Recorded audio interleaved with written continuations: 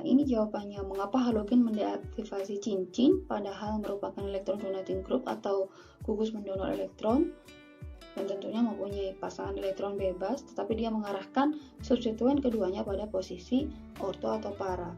Mari kita lihat contoh, ada fenol, anilin, dan klorobenzen. Mari kita konfigurasi atom-atom yang terikat pada atom C pada benzennya, yaitu ada Cl, N, dan O. Begitu pula kita harus konfigurasi satu atom dalam golongan halogen yang saya pilih Cl, Br, dan I. Di sini kalian dapat lihat Cl mempunyai overlapping 2p 3p.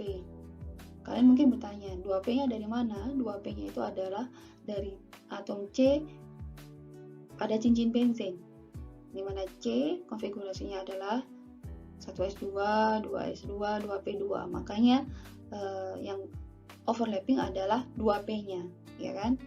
Jadi 2p dengan 3p, karena Cl orbital yang paling terakhir adalah 3p. Nah, untuk Br bagaimana? 2p dengan 4p, I 2p dengan 5p. Sedangkan N, kalian bisa lihat konfigurasinya di sini, yaitu yang terakhir adalah orbitalnya 2p. Jadi kalau overlapping dengan atom C pada cincin, itu jadi 2p 2p sama. O pun juga begitu. Nah, dari sini konfigurasi ini kalian bisa lihat overlapping pada atom halogen itu tidak begitu efektif. Mengapa? Karena orbitalnya beda besar. Kalian bisa lihat tuh 2 dengan 3, 2 dengan 4, 2 dengan 5. Nah, berbeda dengan kasusnya dengan N dan O. Karena sama-sama 2p, overlapnya maksimal atau efektif karena orbitalnya sama besar. Sehingga dapat ditarik kesimpulan pada halobenzen atau pada klorobenzen khususnya tadi, pelepasan elektron secara resonansi tidak seefektif pada hidroksi dan amino, sehingga zat antara kalian harus ingat kembali, zat antara di sini yang dimaksud adalah sigma kompleks, kurang terstabilkan, energi transisi lebih tinggi sehingga laju reaksinya dia rendah. Oleh karena itulah, karena energi transisi ini lebih tinggi, dia otomatis bisa dibilang mendeaktivasi cincin.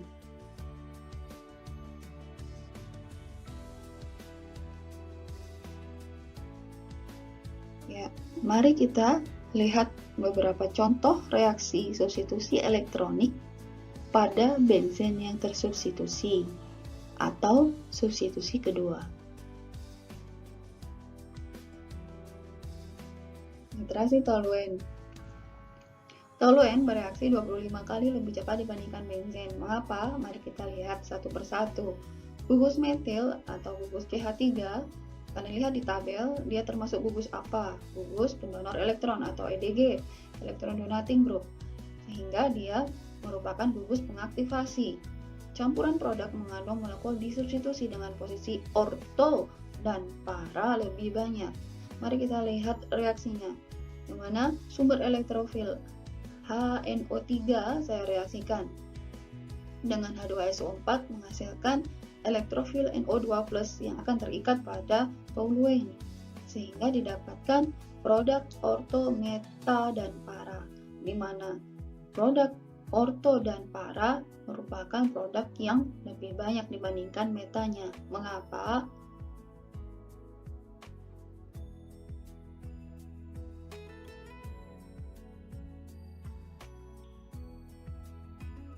Mari kita pelajari mekanisme reaksi nitrasi toluen.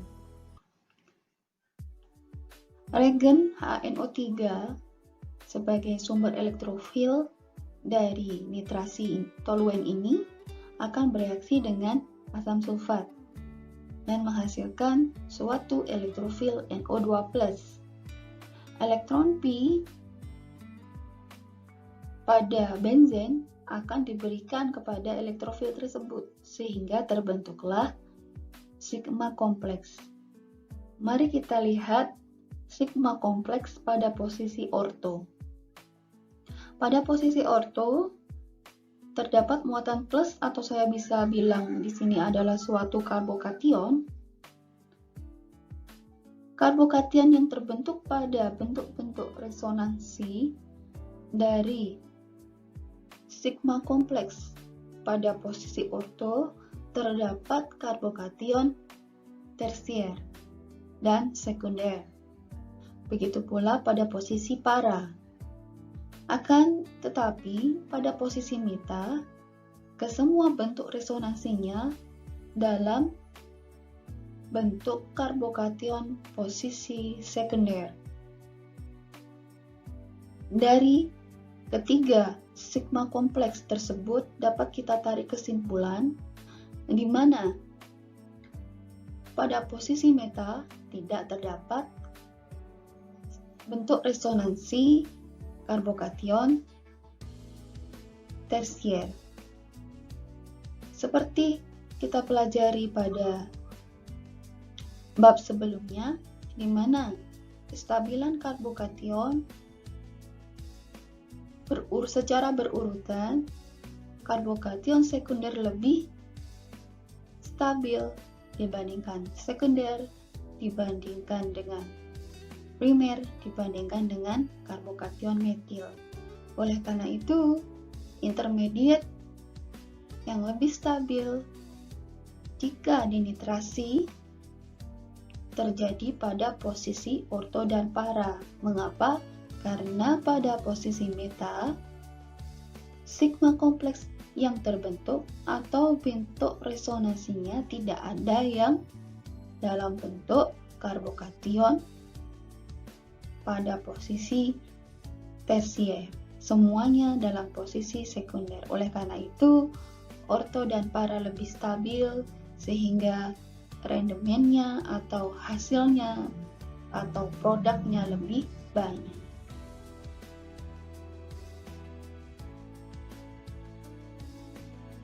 Jika digambarkan reaksi nitrasi toluen dalam diagram energi, di mana sumbu X-nya adalah koordinat reaksi atau proses berjalannya suatu reaksi nitrasi dan sumbu Y-nya adalah energi, maka akan didapatkan kurva atau diagram sebagai berikut.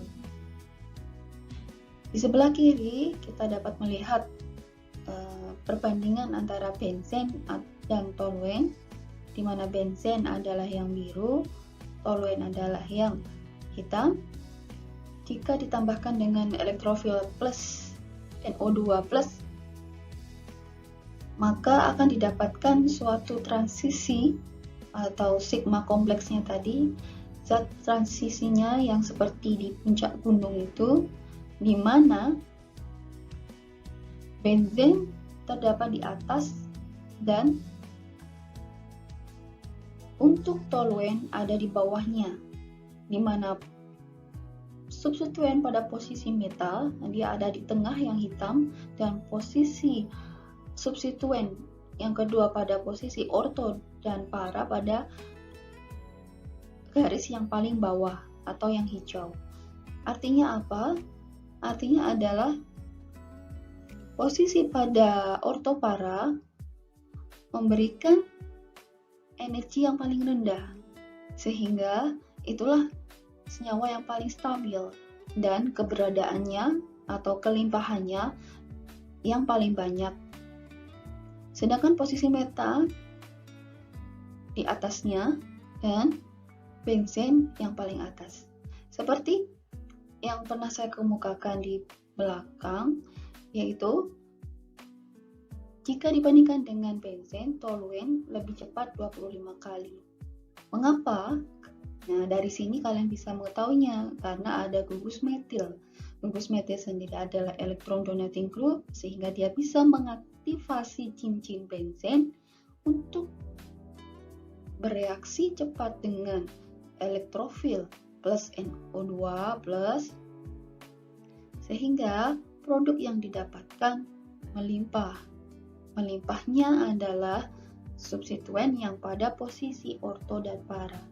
Pertanyaannya adalah, apakah posisi meta juga terbentuk? Iya, seperti yang reaksi pada slide sebelumnya, yaitu meta terbentuk juga. Tetapi rendemennya dia lebih sedikit dibandingkan orto dan para.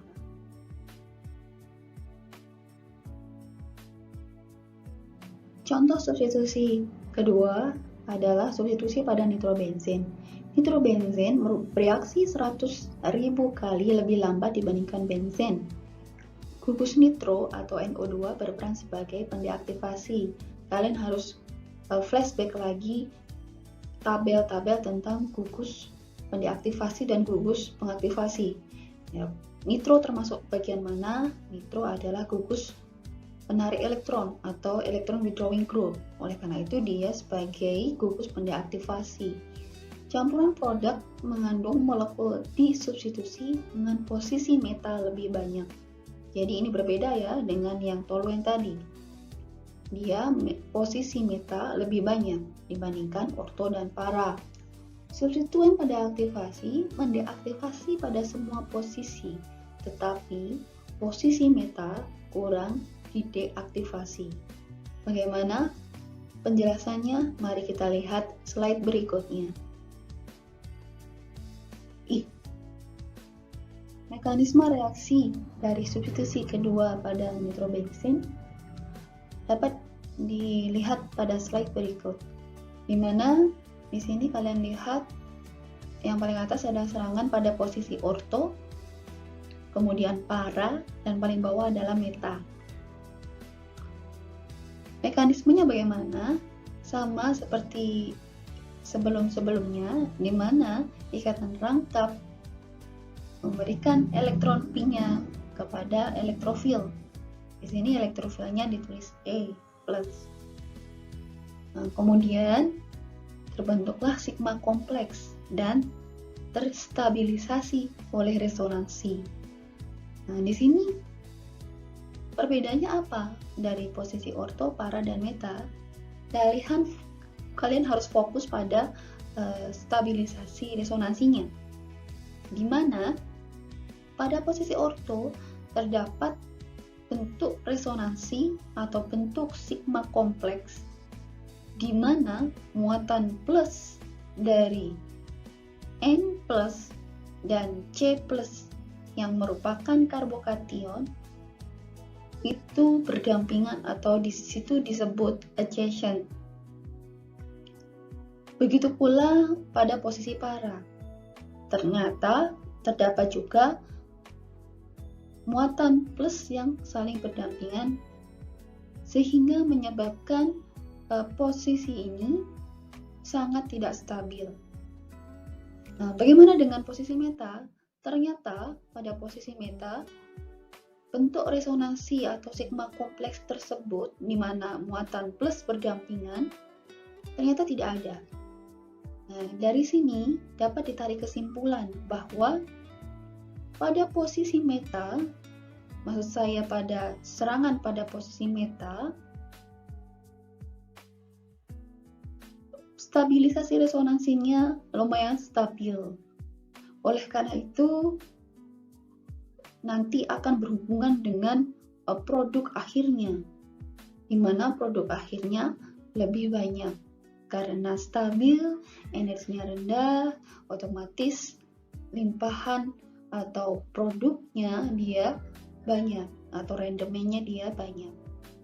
Nah, tetapi pada posisi orto dan para ada bentuk resonansi yang tidak stabil, ya tadi, di mana muatan plusnya saling berdekatan atau berdampingan. Nah, itu yang menyebabkan dia energi transisinya lebih tinggi sehingga menyebabkan produknya dia lebih sedikit. Mari kita lihat pada diagram energi.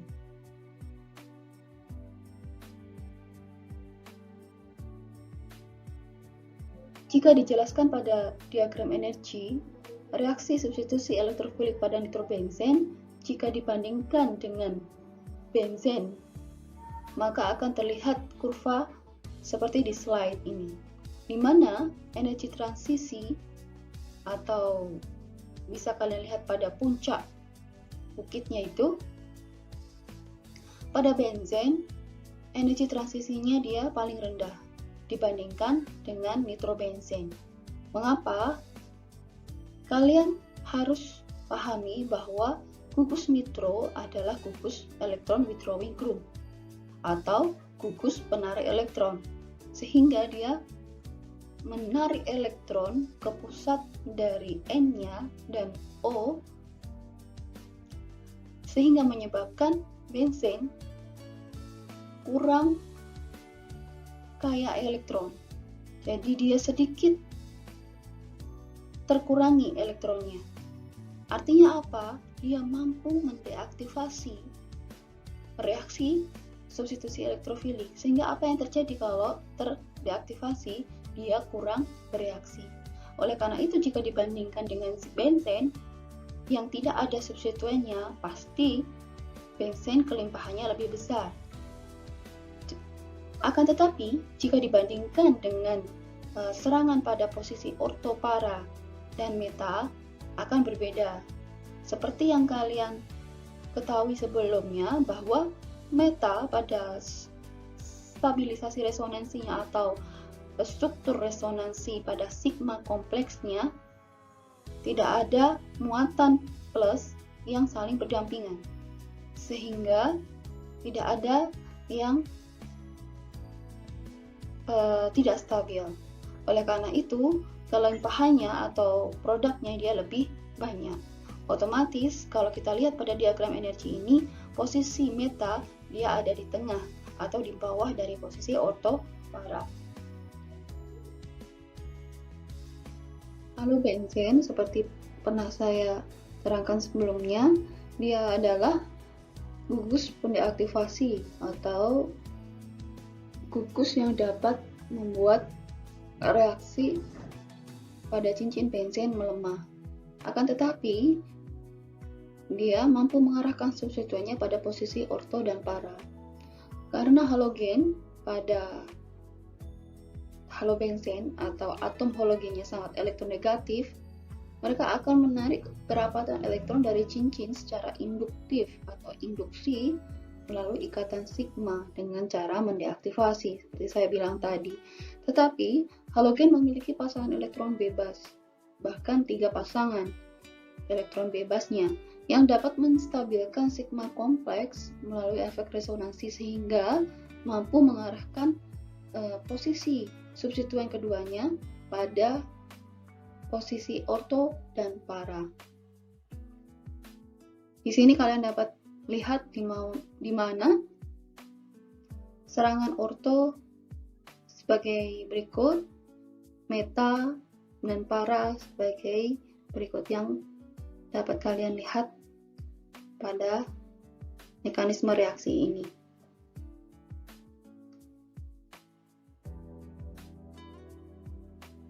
Jika dituliskan dalam diagram energi, dapat kalian lihat pada slide berikut, di mana jika dibandingkan dengan suatu benzen yang tidak tersubstitusi, klorobenzen yang tersubstitusi transisinya lebih tinggi daripada benzen.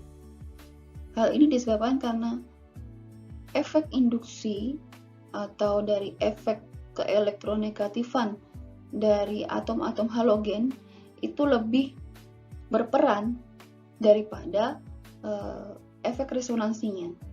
Akan tetapi, efek resonansi dia akan mempengaruhi pada letak dari atau posisi dari substituen kedua, di mana posisi ortopara dia lebih stabil. Oleh karena itu, meskipun dia mendeaktivasi benzen atau mendeaktivasi sistem aromatisnya, tetapi dia tetap mengarahkan posisi pada orto dan para. Sehingga kalian lihat di sini yang hijau atau pengarahan pada posisi orto para dia lebih rendah atau berada di tengah-tengah dari benzen dan meta.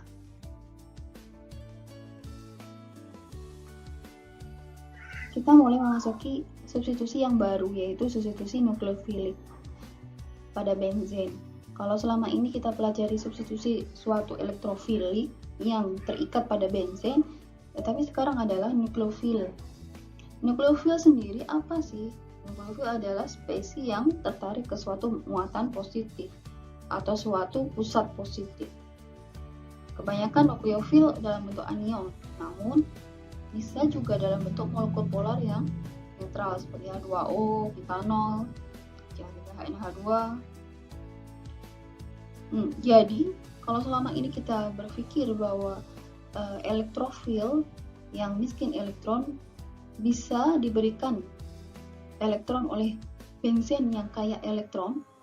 Nah, sekarang kita mulai mempelajari reaksi substitusi nukleofilik yang sekiranya bisa dibilang sama-sama kaya elektron. Kok bisa ya? Nah, bagaimana ceritanya? Mari kita pelajari.